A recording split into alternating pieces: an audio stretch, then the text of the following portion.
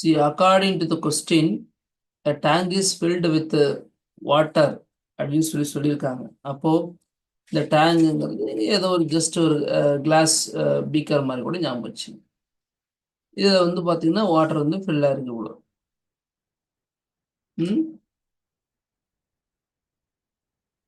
சரி, அப்போ இது வந்து எவ்வளோன்னா 12.5 சென்டிமீட்டருக்கு ஃபில் ஆயிருக்கு.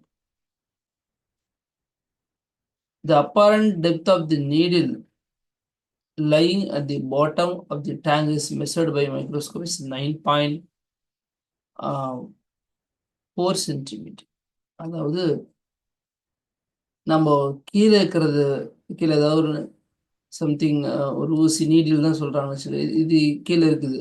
ஆனால் அது வந்து நமக்கு எவ்வளோ ஹைட்டில் இருக்குதுன்னு நம்ம பார்த்தோம்னா மேலேருந்து பார்த்தோம் அப்படின்னா பார்க்கறதுக்கு எப்படி இருக்குன்னா கிட்டத்தட்ட அது ஒரு 7.5 சென்டிமீட்டர் சாரி 9.4 சென்டிமீட்டர் ஹைட்டில் இருக்குதுன்னு நமக்கு என்ன இருக்கு தெரியுது. இவ்வளோ டெப்த்தில் இருக்கு தெரியுது. சரிங்களா?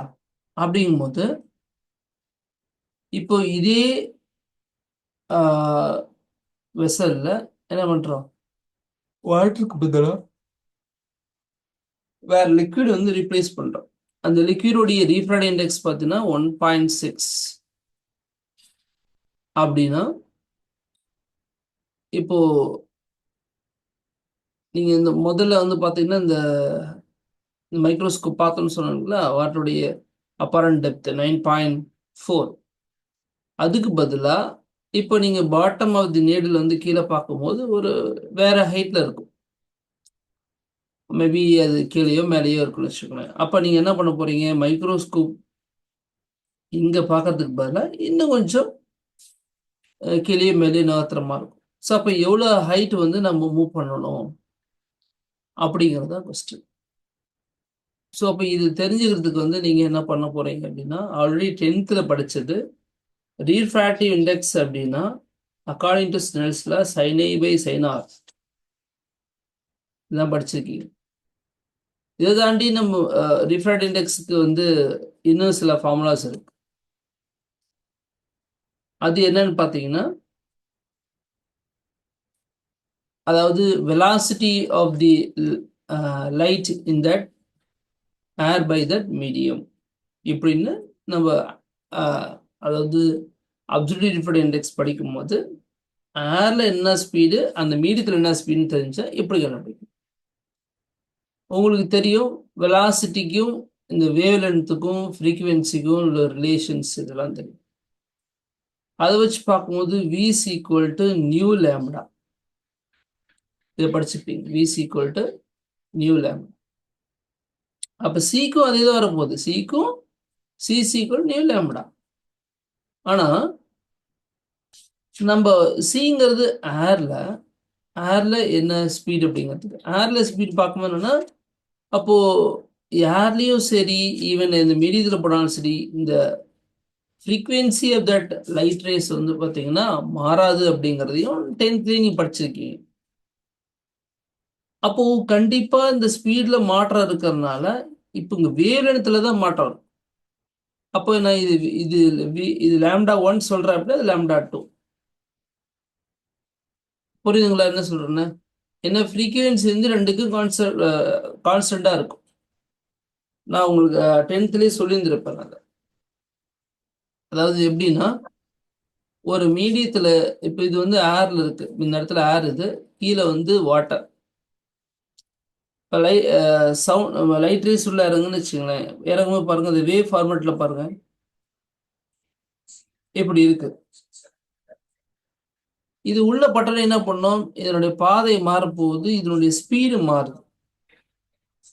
உதாரணத்துக்கு குறையுது அப்படின்னு என்ன அர்த்தம், ஒரு செகண்ட் இங்கிருந்து இவ்வளவு தூரம் வரக்கூடிய வேவ் இங்கிருந்து இது வரைக்கும் இதை ஒரு வேவ் வச்சுக்கலாம்.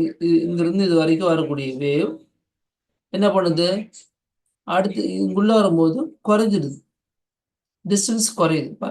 இந்த டிஸ்டன்ஸ் வேற இந்த டிஸ்டன்ஸ் வேற. இதுதான் வேவோடைய லென்த் லேம்டான்னு சொல்லுவாங்க. ஓவர்வியூவும் அதே மாதிரி குறையும். இங்க பெருசா இருக்கு, கம்மியா இருக்கு. ஆனா ரெண்டுக்கும் பாத்தீங்கன்னா டைமிங் வந்து ஒரே டைமிங் தான். டீங்கிற டைம்ல இவ்வளவு தூரம் வருதுன்னா இங்க என்ன பண்ணுது, அதே டீங்கிற டைம்ல தான் அதே தூரம் வரும். அப்ப என்ன சொல்றோம் நம்ம, number of waves for the given time அப்படிங்கிறது சேமா இருக்கு. இங்க ஒரு 10 வேவ் வருதுன்னா இதுவே 10 வேவ் அதே டைமிங்ல வரும். அப்ப லென்த் மட்டும் மாறும் எங்க, மீடியம் டு மீடியம். அதனாலதான் லேம்டா 1 லேம்டா 2 எடுத்துருக்கோம். ஸோ அப்ப அந்த வகையில பார்க்கும்போது இந்த ஃபார்முலால நீங்க வந்து இந்த சிக்கு பதிலா நியூ லேம்டா 1 நியூ லேம்டா 2 எல்லாம் பயன்படுத்தணும் அப்படின்னா இந்த நியூ நியூ கேன்சல் பண்ணலாம், ஃப்ரீக்வன்சி காமனாக இருக்கிறனால. அப்போ மியோட வேல்யூ எப்படி இருக்கு போகுதுன்னா லேம்டா 1 பை லேம்டா 2 அப்படின்னு சொல்லி நம்ம refract index depending on the wave லென்த்னு போடலாம். அதுக்கப்புறம் லாஸ்டா பார்த்தீங்கன்னா இந்த real depth by apparent depth. ஒரிஜினலாக பார்த்தீங்கன்னா நீங்கள் இந்த நீடில் வந்து இப்போ இந்த இந்த கேஸ்லேயே எடுத்துட்டீங்கன்னா இங்கேருந்து 12.5 சென்டிமீட்டர் ஹைட்டில் என்ன இருக்குது, மேலேருந்து கீழே இவ்வளோ டெப்த்தில் வந்து அது வந்து நமக்கு நீடில் இருக்குன்னு தெரியுது. ஆனால் அதுவே நீங்கள் வந்து வாட்டர் ஃபில் பண்ணிட்டீங்க அப்படின்னா எங்கே இருக்குன்னா உங்களுக்கு 9.4 சென்டிமீட்டர் ஹைட்டில் அது இருக்கிற மாதிரி தெரியுது. அப்போ real depth by apparent depth போட்டோம்னால நமக்கு என்ன கிடைக்கும், இந்த ரீஃப்ராக்ட் இண்டெக்ஸ் கிடைக்கும். இப்போ உதாரணத்துக்கு இப்ப நம்ம பார்த்து இதே வேல்யூ எடுத்துக்கல, 12.5 சென்டிமீட்டர் டிவைடட் பை 9.4 1.3ன்னு வருது. அதாவது 1.33ன்னு வருது. இனிமேல் டிவைட் பண்ணி பாருங்க, இப்பதான் கால்குலேட்டர்ல போட்டேன். அப்போ இது வந்து ரீஃப்ராக்ட் இண்டெக்ஸ் ஆஃப் வாட்டர். இதுவும் 10th படிச்சிருக்கீங்க, ஞாபகம் இருக்கா? Yes sir. ஸோ அப்போ நமக்கு இது எல்லாமே என்னன்னா refract index of the medium கண்டுபிடிக்கணும் ஃபார்முலா நோட் பண்ணிச்சு. ஸோ இதை வச்சு தான் நீங்கள் 9.3 போட்டோம். அப்போ mu is equal sine A by sine R, mu is equal C by V, mu is equal lambda 1 lambda 1 by lambda 2, mu is equal real depth by apparent depth. அப்போ அந்த இடத்துல சி பை வியில் கூட நீங்கள் என்ன பண்ண போறீங்க, medium 1, speed of the light is medium 1, speed of light வந்து medium 2 அப்படின்னு கூட நீங்கள் எடுத்துக்கலாம் அந்த இடத்துல. அதனால தான் V1 பை V2 போடும்போது லேம்டா 1 பை லேம்டா 2 வருது அப்படின்னு நீங்கள் புரிஞ்சுக்கலாம். சரிங்களா? இந்த மாதிரி இதை வச்சுதான் இப்ப நீங்க போட்டோம். சரிங்களா? Okay sir. நான் டைரக்டா இதை மட்டும் சொல்லிட்டு போயிருக்கலாம், ரியல் டெப்த் பை அப்பரண்ட் டெப்த்னு. பட் இதெல்லாம் உங்களுக்கு ஒரு ரீகால் பண்ணதுக்காக வேண்டி இதெல்லாம் சேர்த்து சொல்றேன். சரியா?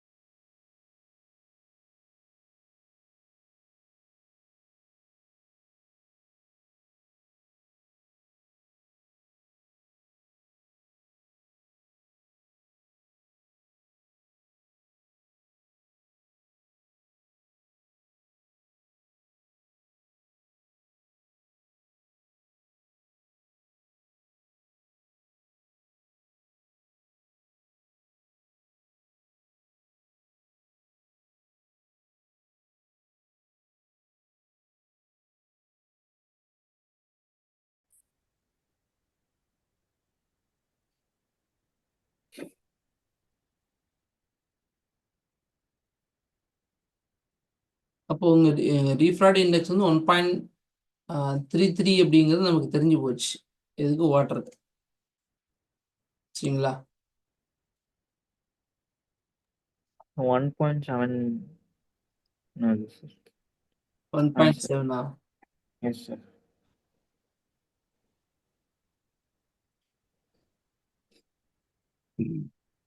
ஹரிஹரன் பாய். Sir? சாரி, नितिन हरिहरन பாய். நிதின் बोलिए, आंसर बोलिए.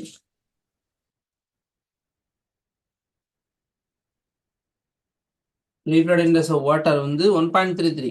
சரியா? ஃபர்ஸ்ட் ஆன்சர் வந்து அது 1.33. சரிங்களா? Yes, sir. இப்போ அதுல வந்து இப்போ அதே கான்செப்ட்ல என்ன பண்ணிருக்கிறாங்க, உங்களுக்கு real depth by apparent depth கான்செப்ட்ல பார்த்தீங்கன்னா இந்த மியூ வந்து இப்போ இந்த கேஸுக்கு கொடுத்துருக்காங்க. ரெண்டாவது கேஸ்க்கு என்னது 1.63. அப்போ ரியல் டெப்த்னா ஆக்சுவலி 12.5. இப்போ அப்பரண்ட் டெப்த் தானே கேட்குறாங்க. அப்பரண்ட் டெப்த் கேட்கல. அதுலேருந்து நீங்கள் என்ன பண்ணணும், அந்த டிஃப்ரென்ஸ் கண்டுபிடிக்கும். அப்போ apparent depth is equal to 12.5 by 1.63. போட்டீங்களா இல்லை நிதின்?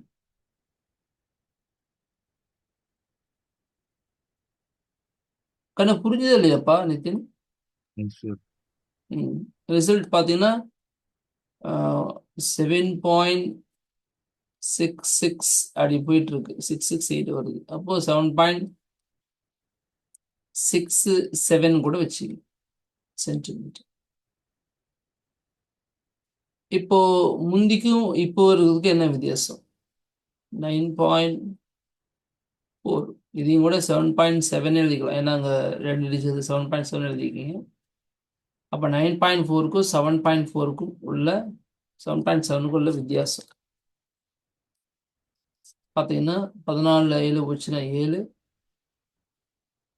அப்போ இங்கே என்ன இருக்கும்? 8 தான் இருக்கும். 8ல் 7 போனால் 1.7. புரிஞ்சுதுங்களா? ஸோ இவ்வளோ டிஸ்டன்ஸ் என்ன பண்ண போகுதுன்னா, அந்த நீடில் வந்து இந்த கேமரா பார்ப்பீங்க இல்லையா, அப்பரண்ட் டெப்த் இங்கே மைக்ரோஸ்கோப் இருக்குல்ல, இந்த லெவல்லேருந்து என்ன பண்ணுது, கொஞ்சம் அந்த 1.7 சென்டிமீட்டர் ஹைட்டுக்கு மேலே நகரும்னு சொல்கிறாங்க. இந்த கேப் தான் 1.7. புரிஞ்சுதாம்பா தம்பி? Yes, sir. Yes, sir.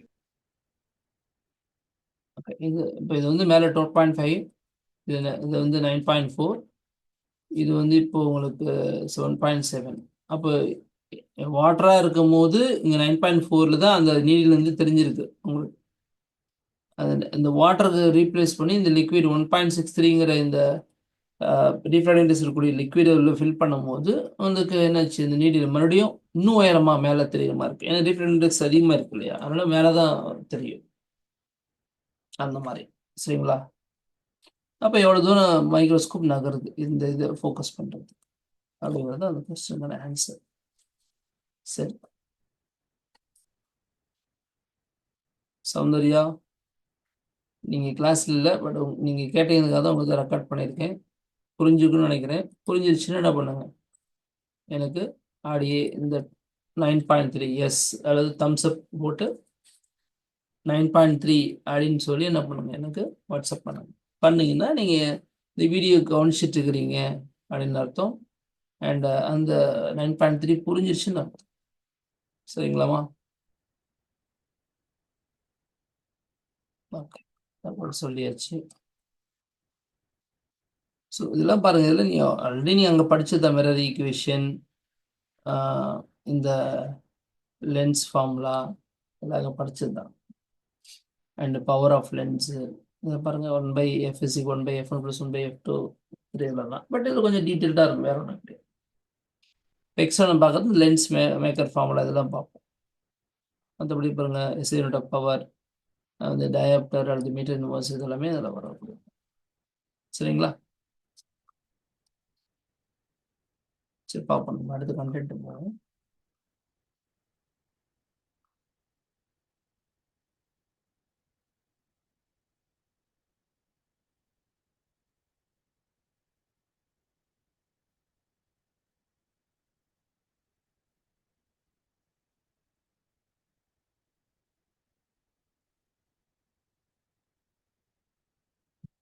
இதெல்லாம் போட்டோம் வரிசையா வந்து இந்த சம்ம நான் போட சொல்லணும்னா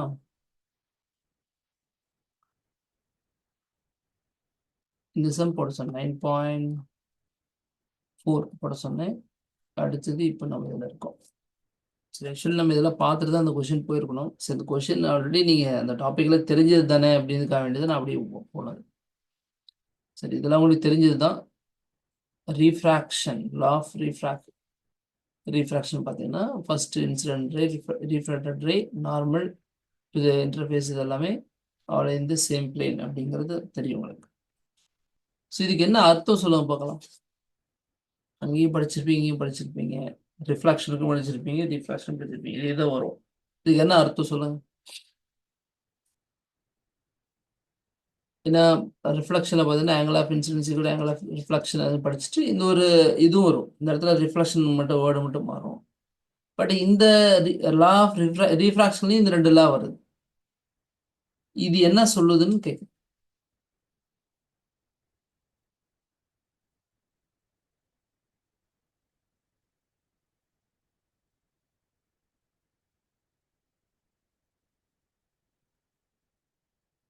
சொல்லுங்க.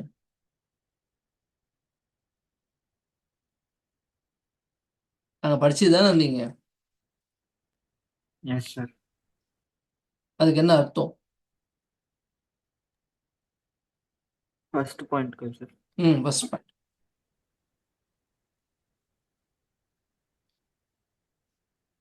எனக்கு இது வரைக்கும் நான் ஏன் இது கேட்குறேன்னா இது வரைக்கும் யாரும் இந்த பாயிண்ட்டுக்கு என்ன அர்த்தம்னு கேட்டதே கிடையாது. சென்டென்ஸ் இருந்து சென்டென்ஸ் மனப்பாடம் பண்ணிட்டு போயிட்டே இருக்கிறாங்க. யாருன்னு கேட்க மாட்டேங்கிறாங்க. பட் எனக்கு அது டவுட் இருக்குது. ஏன் யாருமே கேட்கலங்க? சொல்லுங்க.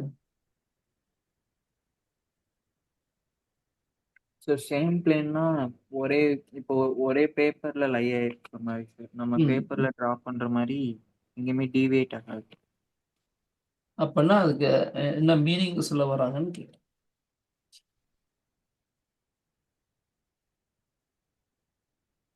இன்சிடென்ட் ரே, ரீஃப்ராக்டட் ரே, ம்.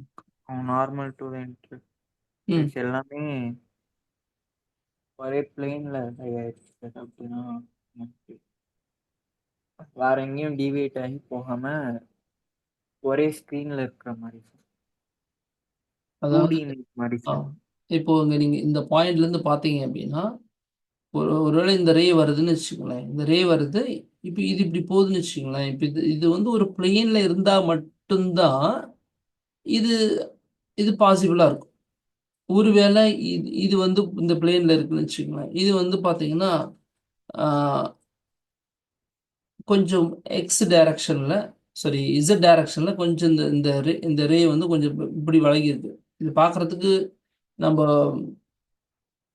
எப்படி சொல்றோம், இது வந்து இப்போ உங்களை நோக்கி வந்த மாதிரி ஞாபகம் வச்சுக்கோங்க. இந்த இந்த ரே வந்து உங்களை நோக்கி வந்த மாதிரி. ஆக்சுவலி இது எப்படி இருக்கு, லெஃப்ட் சைடில் இந்த பிளேன்ல லெஃப்ட் சைட்ல இருந்து விழுது. இப்போ ரைட் சைடில் போயிருக்கணும். அதுக்கு போறது போல இப்படி வந்துச்சு, நம்ம பக்கம் வந்துச்சு அப்படின்னா இந்த I is equal to R வந்து வராது. புரியுதுங்களா?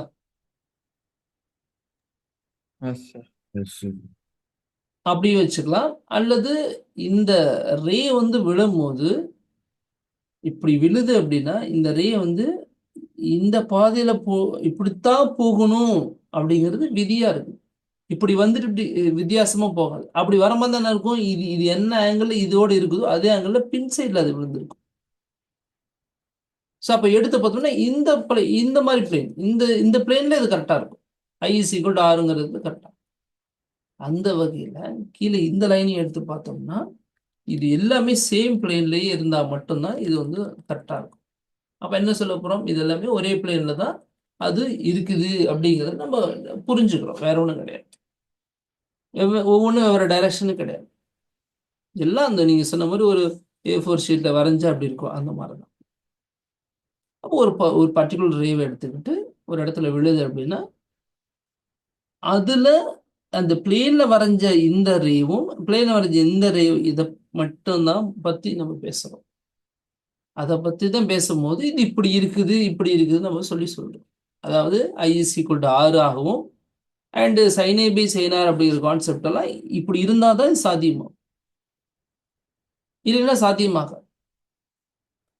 அப்போ அந்த அந்த பர்டிகுலர் ரேஸை மட்டும்தான் எடுத்து வச்சு தான் பேசிட்டு இருக்கோம். ஏன்னா இப்போ லைட் ரேஸ்ன்னு வரும்போது என்ன பண்ணும், குரூப் ஆஃப் லைட் ரேஸில் வந்து இந்த இடத்துல இந்த பாயிண்ட்லேயே விழும்போது கரெக்டாக ஒன்று மட்டும் விழ போகிறதுக்குள்ள நிறைய லைட் ரேஸ் இருக்கும்.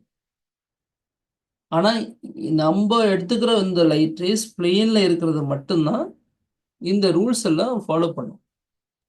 இல்லைன்னா ரூல்ஸை ஃபாலோ பண்ண முடியாது. மற்றதெல்லாம் எடுத்துக்கிட்டு பார்த்தீங்கன்னா பண்ணாது. அப்படிங்கிறது தான் இதுக்கு வேற ஒண்ணும் இல்ல. ஏன்னா யாருமே இது கேட்டது கிடையாது. இருக்குதான் அப்படியே படிச்சுட்டு போயிடுறாங்க. இப்போ சைனே பி சைனார்னு உங்களுக்கு தெரியும். எவ்வளோ ஆங்கிள் ஆஃப் இன்சிடென்ஸ் இருக்குதோ அதுக்கு தகுந்த மாதிரியான ரீஃப்ராக்ஷன் இருந்துகிட்டே இருக்கும். அப்போ இதுக்கு என்ன ரிலேஷன் அப்படின்னா, சைனேவி சைனார் வந்து கான்ஸ்டன்டா இருக்கும் இந்த பர்டிகுலர் மெட்டீரியலுக்கு. இப்போ எந்த மெட்டீரியல் வழியே இந்த லைட் ரேஸ் உள்ள என்டர் ஆகுதோ அந்த மெட்டீரியலுடைய ரீஃப்ராக்ட் இண்டெக்ஸ் தான் இதனுடைய ரேஷியோ. அது கான்ஸ்டன்டாகவே இருக்கும். என்னென்ன ஆங்கிள் நீங்கள் மாற்றுறீங்களோ அதுக்குரிய இது மாறும்பொழுது அதுக்கான சைனை அதுக்கான ஆர் சைனார் போடும்போது உங்களுக்கு என்ன கிடைக்குது, ஆன்சர் வந்து சேமாக கிடைக்கும். ஐ மாற்ற ஆர் மாறிட்டு. ஆனால் இது மேலே நீங்கள் ஏர்னு எடுத்துக்கிட்டீங்க அப்படின்னா கீழே வந்து நீங்கள் எந்த மெட்டீரியல் எடுத்தாலும் சரி அந்த மெட்டீரியலுக்குரிய ரீஃப்ராக்ட் இண்டெக்ஸ் கம்பல்சரி இதாக இருக்கும், சேமாக இருக்கும். பட் இதே நீங்கள் வாட்டருக்குள்ளே வச்சுக்கிட்டு, இது வாட்டர் மேலே இருக்குது வாட்டர், இந்த கிளாஸ் ஸ்லாப் எடுத்துக்கிட்டு இப்போ இதுக்கு ரீஃப்ராக்ட் இண்டெக்ஸ் பார்த்தீங்க அப்படின்னா இந்த ரேஷியோ வந்து இது வராது. மேபி இந்த ரேஷியோ எல்லா ஐக்கும் அதுக்குரிய ஆர் வரும்போது கான்ஸ்டண்டாக தான் இருக்கும். ஆனால் ஏரில் பார்த்த அதே வேல்யூ வராது. இப்போ ஏரில் வந்து உங்களுக்கு கிளாஸ் ஸ்லாப்புக்கு 1.5 வருது இந்த இடத்துல ஆன்சர் அப்படின்னா நீங்கள் வாட்டரில் வச்சு பார்க்கும் 1.5 வராது. 1.5 பதிலாக எவ்வளோ வரும் அப்படின்னு பார்த்தீங்கன்னா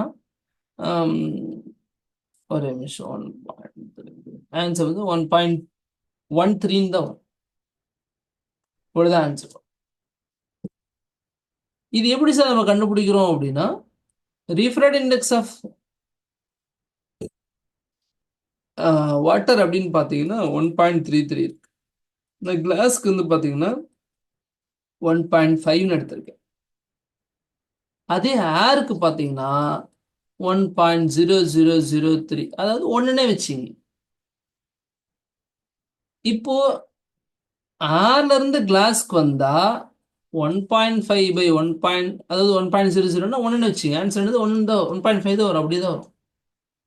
அதே நீங்கள் வாட்டர்ல இருந்து அந்த கிளாஸ்க்குள்ள போகுது அப்படின்னா இது ரெண்டுத்தையும் டிவைட் பண்ணும். 1.5/1.33 இதை பண்ணும்போது எனக்கு 1.13 வருதுன்னு சொல்லுவாங்க.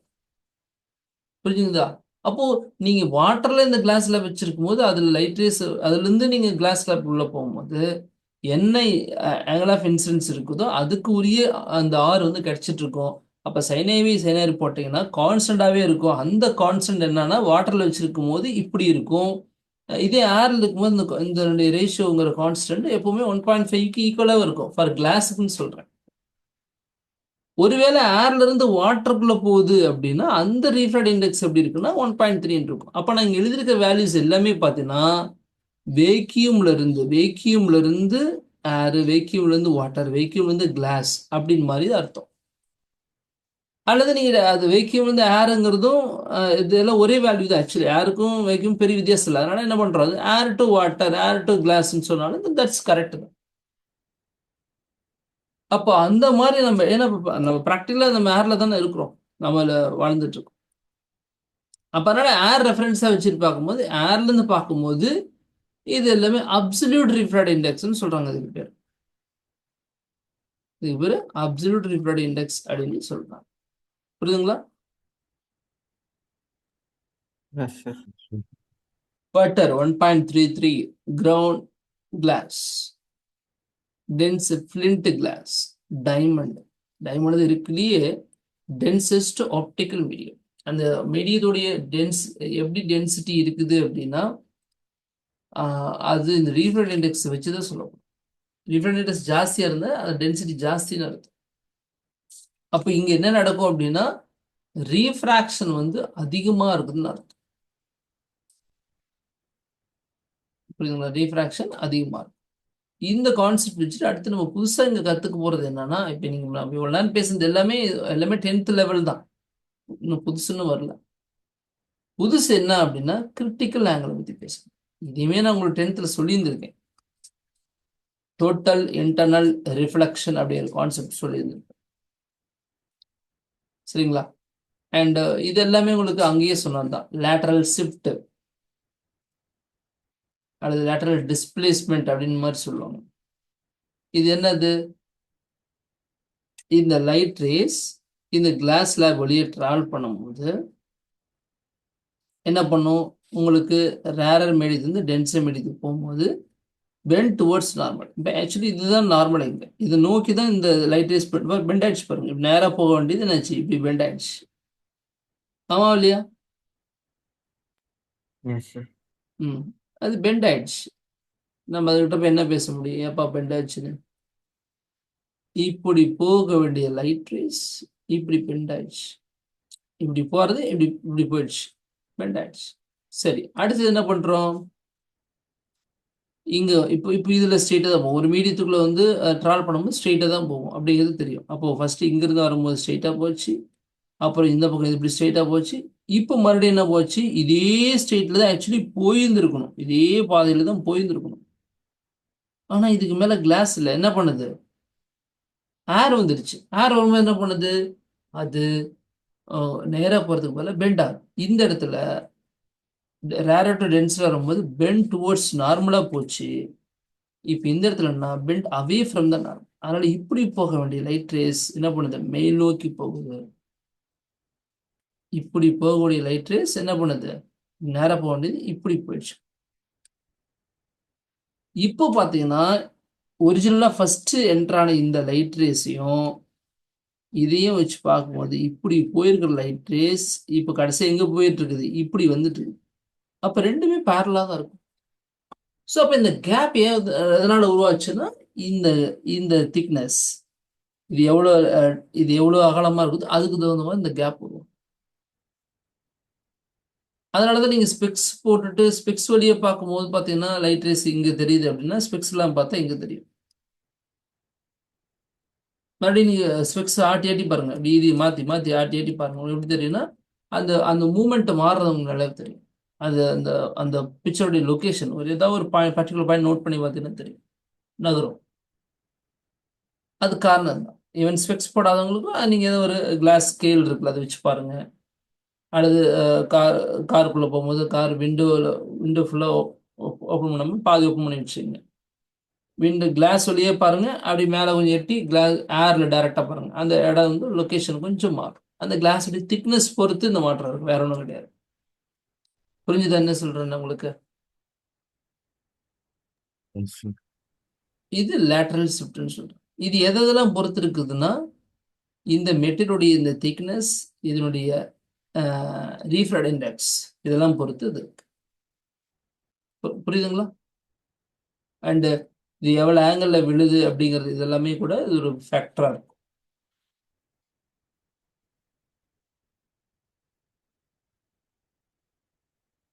இதெல்லாம் கேட்பாங்க. அதே மாதிரி இந்த கொஸ்டின் கேட்பாங்கப்பா லேட்டரல் ஷிஃப்ட்டை பற்றி எதெல்லாம் பொறுத்து இருக்குங்க. அடுத்து பாருங்க, note optical density should not be confuse with mass density. Mass டென்சிட்டிங்கிறது rho's equal to mass by volume.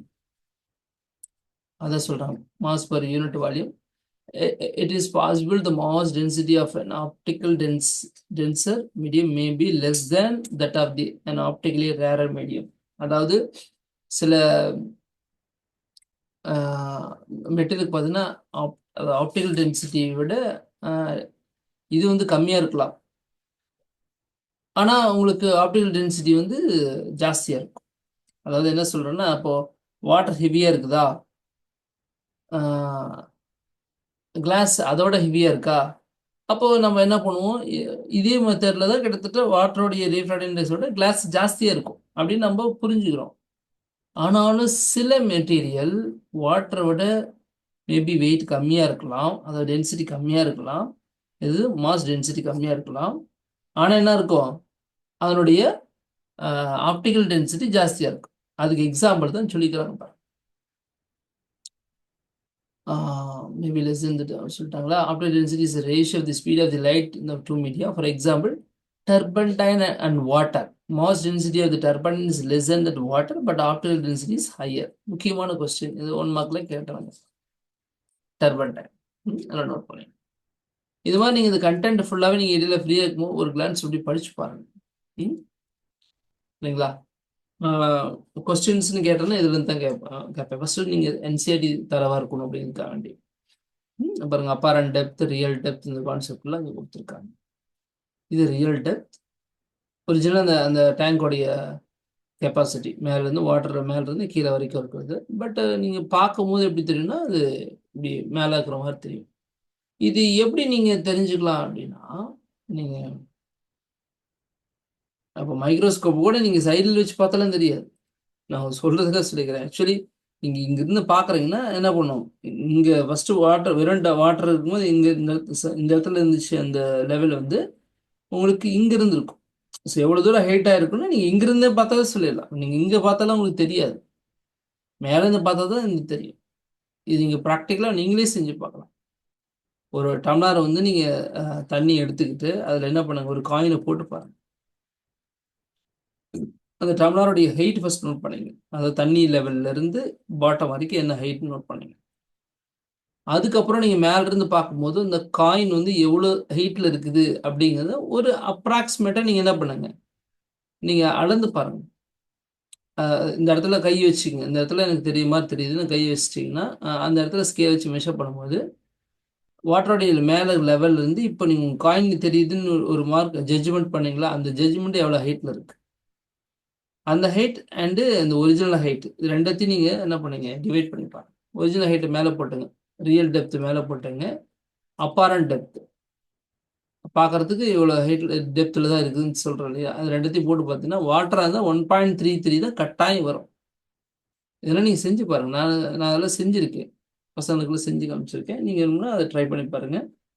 நான் உங்களுக்கு வேணும்னா நான் முடிஞ்சால் செஞ்சு காட்டுறேன். சரிங்களா? ஏருக்கு பார்த்தீங்கன்னா பாருங்கள், ஏருக்கு வந்து 1.0003ன்னு சொன்னோம் இல்லையா, அதான் 0.0030 போட்டு 29 போட்டிருக்காங்க.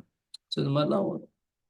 அண்ட் இந்த ரீஃப்ராக்ஷனை பற்றி பேசும்போது உங்களுக்கு ஹரிசான் கீழே வந்து சன் ரைஸ் ஆகிட்டு இருக்கும் போதே, ஆக்சுவலி இந்த இடத்துக்கு வரதுக்கு முன்னாடி நம்ம சன் வந்து நம்ம கண்ணுக்கு தெரியறதுக்கு முன்னாடியே சன் எப்படி இருக்கும், கீழே இருக்குது, அந்த ஹரிசான் லெவலில் கீழே இருக்கும். ஆனாலும் நம்ம கண்ணுக்கு தெரியும். காரணம் இந்த ரீஃப்ராக்ஷன்.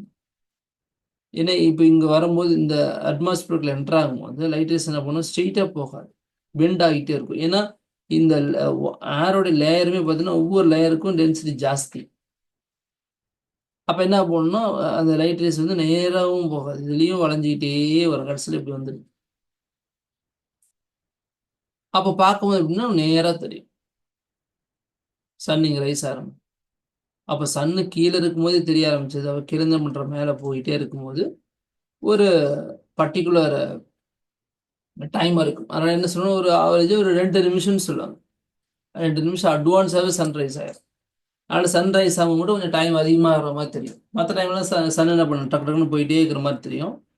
பட் இந்த சன்ரைஸ் அண்ட் சன் செட்டில் மட்டும் கொஞ்சம் டிலே அண்டு இது அட்வான்ஸ்னு சொல்லுவாங்க. இந்த இடத்துல வந்து டிலே ஆகிறதுன்னு நீங்கள் பார்ப்பீங்க.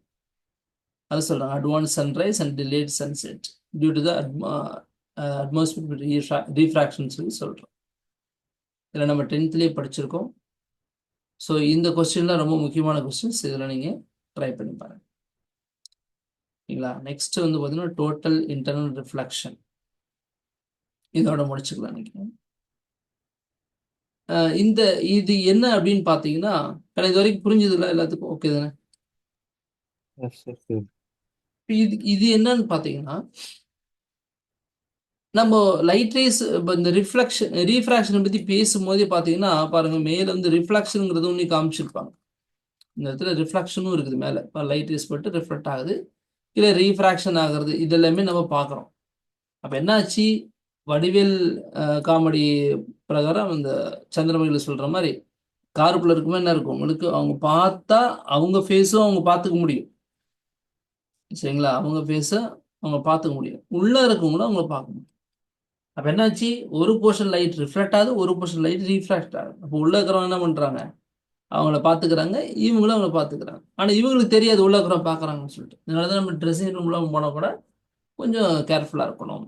எஸ்பெஷலி கேர்ள்ஸ்லாம் நம்ம வெளியில் போகும்போது கொஞ்சம் அதெல்லாம் அவாய்ட் பண்ணுறது நல்லது. ஏன்னா இந்த மாதிரிலாம் ஏதாவது திருட்டு வேலை பண்ணியிருப்பாங்க அப்படிங்கிறது நம்ம என்ன பண்ணோம், கொஞ்சம் கவனமா இருக்கும். சரியா? சரி. இப்போ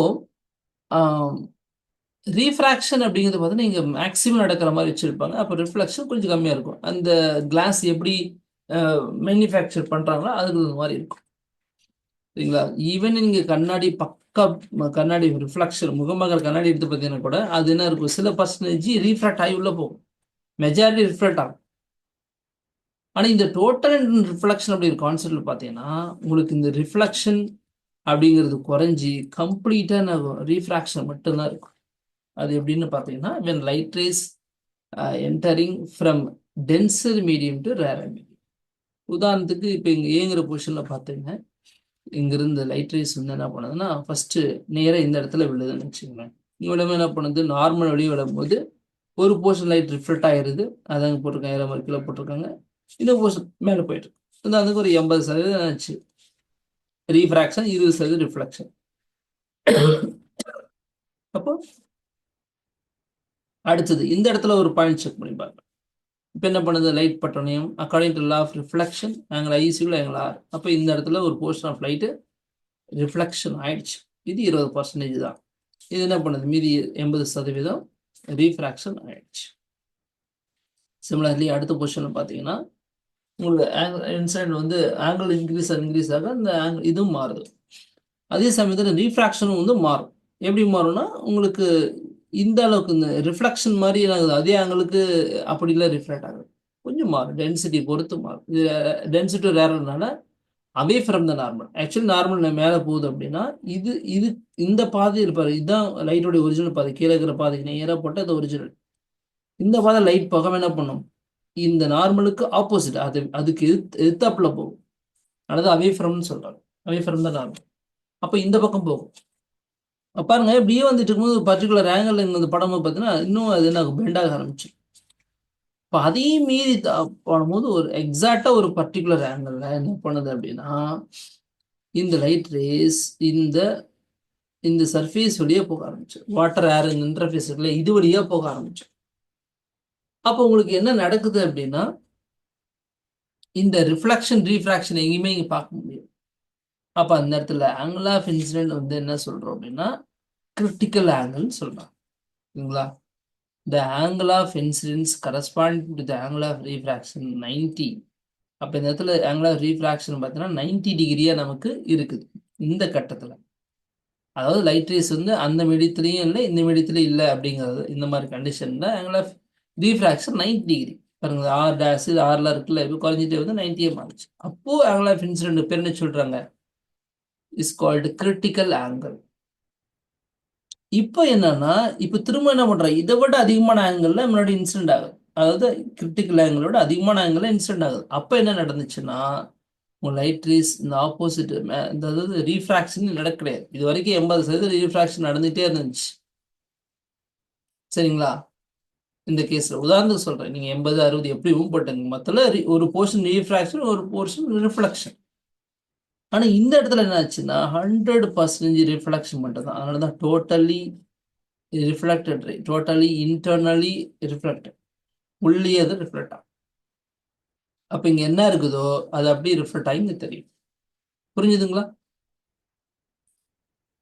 அப்போ இதுக்கு என்ன condition, light ray should be enter from denser medium to rarer medium. இது ஃபர்ஸ்ட் கண்டிஷன், இதுக்கு இந்த டோட்டல் இன்டர்னல் ரிஃப்ளெக்ஷன் நடக்கணும்னா. ரெண்டாவது என்ன சொல்றோம், angle of incident that should be greater than the angle of, அதாவது கிரிட்டிக்கல் ஆங்கிள், கிரிட்டிக்கல் ஆங்கிள் விட ஜாஸ்தியான இன்சிடென்ட் ஆங்கிள் இருந்துச்சுன்னா இது நடக்கும். அப்போ இந்த ரெண்டு கண்டிஷன் ரொம்ப முக்கியமான condition to get totally internal reflected. சரிங்களா? அப்போ அக்கார்டிங் டு ஸ்னெல்ஸ் லா என்ன சொல்றோம் அப்படின்னா sin I by sin R which is equal to mu ன்னு சொல்றோம். புரியுதுங்களா? இப்போ இதுவே நீங்க ரேரர் டு டென்சர் அப்படின்னா தான் இந்த ஃபார்முலா. இதுவே நீங்க டென்சர் டு ரேரர்னு போடும்போது என்ன பண்றீங்க, அப்படியே ரெசிப்ரோக்கல் பண்ணிக்கணும். அப்போ என்ன கிடைக்கும், sin R by sin I. which is equal to 1 by mu. கரெக்டுங்களா? ரெசிப்ரோக்கல் பண்ணும்போது ஃபார்முலா இப்படி இருக்கு. ஆனா இப்ப இந்த இடத்துல நமக்கு என்ன இங்க ஐங்கிறது என்னது? இதுதானே. மேல பார்க்கும்போது இங்க இப்படி எடுப்போம் இல்லைங்களா? இங்க வந்து இப்ப ஐயின் ஆங்கிள் விழுது அப்படின்னா இங்க 6 ஆங்கிள் எடுக்கும்போது இது ஐ இது 6 ரேர் டு டென்சர் பண்ணும்போது அப்படி எடுத்தோம். இப்போ டென்சர் டு ரேரர் போகும்போது என்ன ரீஃப்ராக்ட் இண்டெக்ஸ் தலைக்கலாம் தான் இருக்க போகுது. ஆனா இங்க ஐங்கிறது என்ன ஆக்சுவலி இங்க இருக்கிற ஐ ஆக்சுவலி என்னது 6ன்னு தானே எடுத்திருக்கோம். மேல கீழே தானே ஐ எடுத்திருக்கோம். அப்ப என்ன பண்ண போறோம்? ஆக்சுவலி இது ஐன்னு மாத்திட்டு இது 6ன்னு மாத்தி சொல்லலாமா? Yes sir.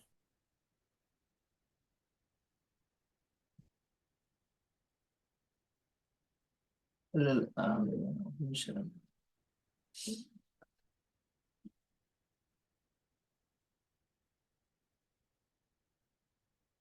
N12 அப்படிங்கிறது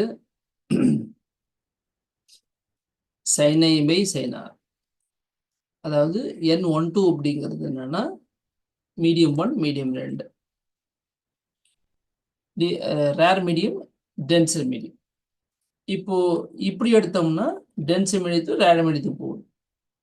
அப்ப இந்த ஃபார்முலா என்ன இருக்க போகுது உங்களுக்கு? அதே sin i by sin r எடுக்கிறோம். ஆனா இங்க என்ன இருக்கு? இந்த வேல்யூ வந்து பாத்தீங்கன்னா இந்த இடத்துல ஆரோட வேல்யூ வந்து உங்களுக்கு 90 டிகிரி ஆகும்போது N21 அப்படிங்கிறது இங்க 90 மாறின என்ன அர்த்தம்? இது வந்து கிரிட்டிக்கல் ஆங்கிளா மாறும். sin 90 அப்படிங்கிறது 1. அப்போ sin IC by 1 அப்படின்னா N21 is equal to sin IC அப்படின்னு நீங்க எடுத்து புரியுதுங்களா? பட் இதே நீங்க வந்து ரெசிப்ரோக்கல் பண்ணீங்க N12 போடும் போது என்ன வரப்போகுது?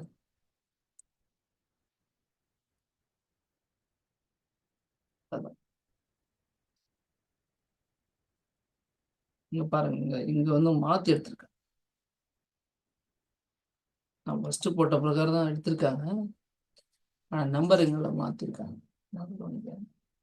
சரிப்பா, ஜென்ரலா நான் சொல்லிடுறேன். ஒரே விஷயம் என்னன்னா muse equal to sin i by sin r ஞாபகம் வச்சுங்க. இது வந்து மேல இன்சிடென்ட் ஆங்கிள் வந்து ரேர மீடியத்துல இருந்து டென்சர் மீடியத்துக்கு வரும்போது தான் இந்த கான்செப்ட் ஞாபகம் வச்சுங்க. இப்போ உதாரணத்துக்கு வாட்டர் எடுத்துட்டீங்கன்னா 1.33 இருக்கா, இது வந்து 4/3 எழுதலாம். இது எங்க? ஏர் டு வாட்டர். இதே வாட்டர் டு ஏரா இருந்துச்சு அப்படின்னா 1/1.33 சொல்லலாம், அல்லது 3/4 சொல்லலாம். இது கிளியர் ஆயிடுச்சுன்னா இந்த கேஸ் ஈஸி முடிச்சிடலாம். வேற எந்த குழப்பம் இல்லை. இது ஓகே தானே உங்களுக்கு? Yes sir. அவ்வளவுதான். இதை வச்சுக்கிங்க போதும். அப்போ இந்த இடத்துல நமக்கு ஏர் டு வாட்டர் அப்படிங்கும்போது sin i by sin r அப்படின்னா வாட்டர் டு ஏரா இருந்தா என்ன பண்ண போறோம்? sin r by sin i. சரிங்களா? Yes sir. அப்ப இந்த இடத்துல நீங்க என்ன பண்றீங்க? sin r 19 எடுத்தீங்க அப்படின்னா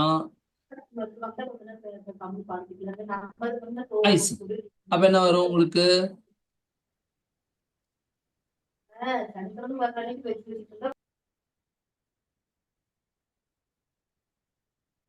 இந்த இடத்துல என்ன வரும்? 1/sin IC which is equal to water to air. So அதை தான் என்ன பண்ணிக்கிறாங்க? 1/2ன்னு சொல்லிக்கிறாங்க.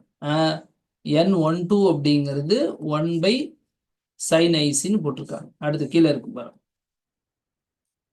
புரிஞ்சுதுங்களா? N12 is 1/sin ICன்னு போட்டிருக்காங்க பார்த்தியா? இதுதான் அது போட்டிருக்காங்க. ஏன்னா இங்க வந்து 12ங்கிறது டென்சர் டு ரேரர். புரியுதா? அதாவது வாட்டர் டு ஏர்.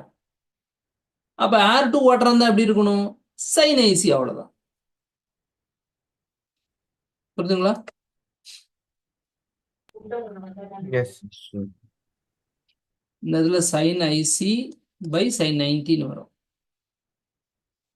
அப்போ இது ஒன்றுன்னு வரும்போது சைன் ஐசி மட்டும் வரும். அப்போ ஏர் டு வாட்டர்னு இருக்கும்போது sine IC, water to air இருக்கும்போது 1/sin ஐசி. புரிஞ்சுக்கிட்டீங்கன்னா நீங்க ஃபார்முலா மட்டும் ஞாபகம் வச்சு போதும், அவ்வளவுதான்.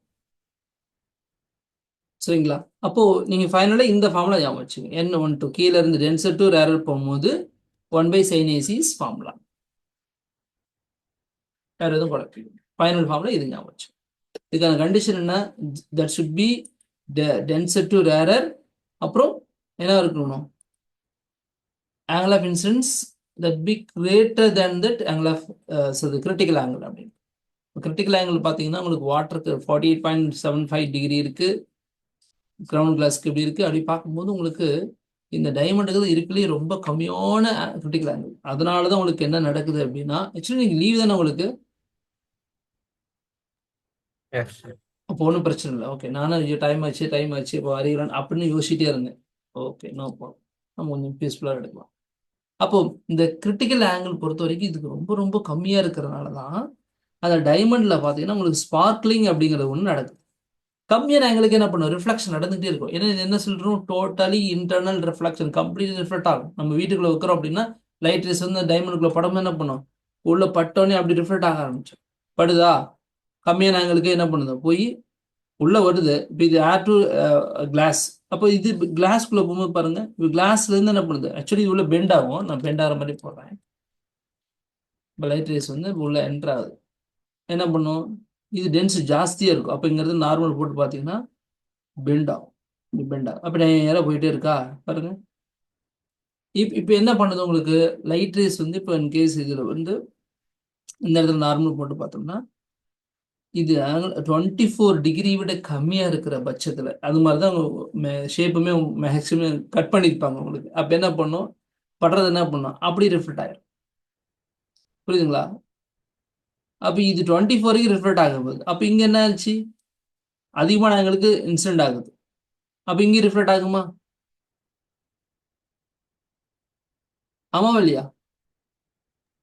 Yes sir.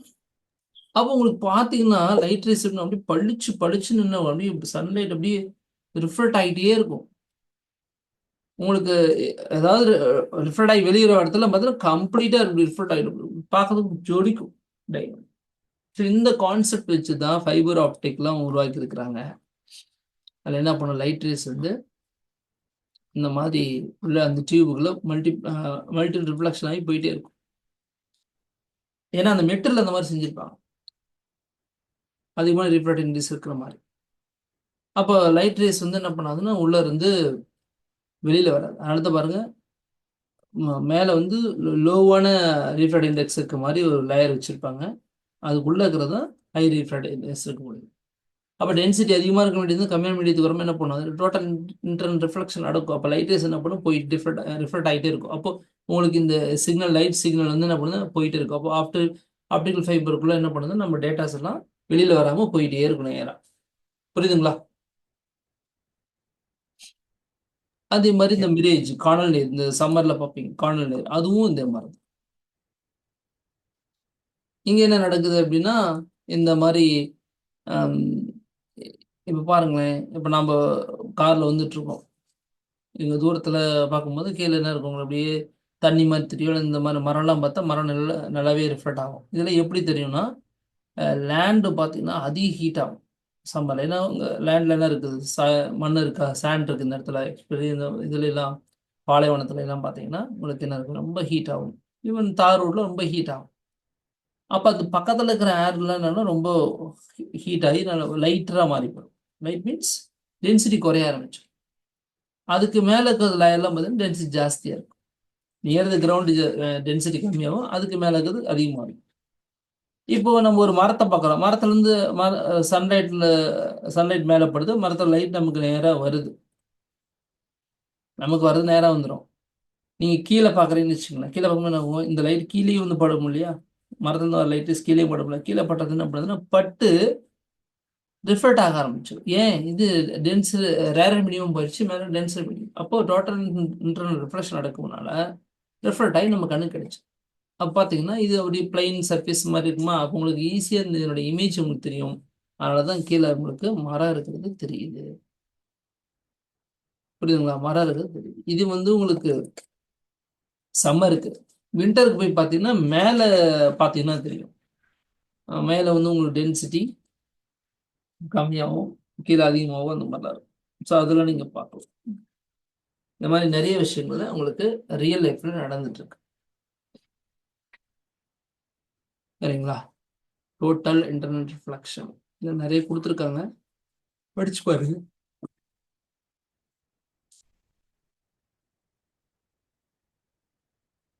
இதுக்கப்புறம் முக்கியமானது பார்த்தீங்கன்னா இந்த டெரிவேஷன், ரொம்ப முக்கியமான டெரிவேஷன். இது கட்டாயம் கேட்பாங்க. அதாவது இந்த இதஃபல் ரிலேஷன், அதாவது refractive index of the two medium and object distance, image distance and radius of curvature, இதுக்குள்ள ரிலேஷன் இது. அதாவது இங்க என்ன பண்ணியிருக்காங்க அப்படின்னா, ஒரு பக்கம் ஏர், இன்னொரு பக்கம் கிளாஸ். பட் இந்த கிளாஸ் எப்படின்னா ஒரு கர்வேச்சர், அதாவது 6 ரேடியஸ் உள்ள ஒரு கர்வேச்சர் உள்ள ஒரு கிளாஸ். அந்த பக்கம் கம்ப்ளீட்டா ஒரு பக்கம் ஃபுல்லாவே என்ன இருக்கு உங்களுக்கு, கம்ப்ளீட்டா கிளாஸ் மட்டும்தான். நீங்க வந்து இது ஃபுல்லா பெரிய கிளாஸை கூட எடுத்துங்க, எப்படி எடுத்துங்க. மொத்தம் இந்த பக்கம் ஏர் இருக்கு, இந்த பக்கம் கிளாஸ். சரிங்களா? இதை வச்சு பார்க்கும்போது இந்த யூவி அண்ட் N1 N2, அது different index of medium, 2 medium and R, இதெல்லாம் பேஸ் பண்ணி ஒரு ரிலேஷன். இந்த ரிலேஷனை வச்சு தான் நம்ம என்ன பண்றோம், lens maker formula and lens formula அப்படிங்கிறது உருவாக்கும். இப்போ என்னன்னு பார்த்தீங்கன்னா,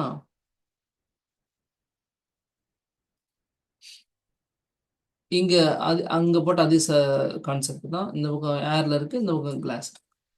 இங்க பாருங்க, இந்த பக்கம் ஃபுல்லா கிளாஸ் மாதிரி, இந்த பக்கம் ஏரா மாத்தினா இது எப்படி இருக்கும். இந்த 2 கான்செப்டையும் ஒன்று சேர்த்தும் போது நமக்கு இப்படி கிடைக்கும். புரியுதுங்களா?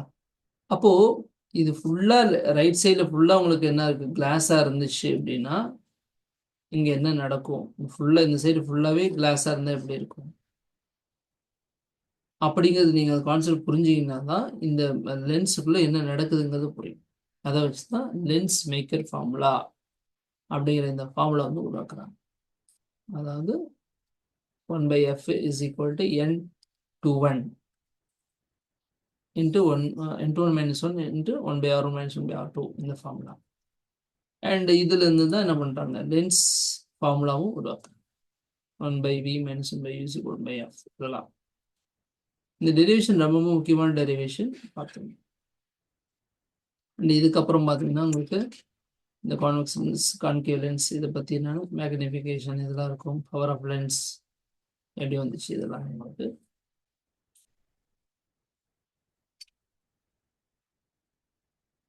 இது பார்த்துட்டோம்னா இதில் சம்ஸ்லாம் இருக்கு. இதை முடிச்சுட்டு அடுத்தது வந்து ப்ரிசம் இருக்கு. அது பார்த்துக்கலாம். இன்னைக்கு பார்த்தெல்லாம் புரிஞ்சிருக்குன்னு நினைக்கிறேன். கரெக்டாக தானே? Yes, sir. Okay okay, thank you. இது ரெக்கார்டும் பண்ணியிருக்கேன். இன்கேஸ் தேவை அப்படின்னா நீங்கள் பார்த்துக்கலாம். நான் லிங்க் இப்போ அப்லோட் பண்ணிடுவேன். அப்லோட் பண்ணி லிங்க் வந்து இப்போ சௌந்தர்யாவுக்கு அனுப்பிச்சிடுவேன். உங்களுக்கு வேணும்னாலும் நீங்கள் பார்த்துக்கலாம். ஓகேப்பா, தேங்க்யூ. Thank you.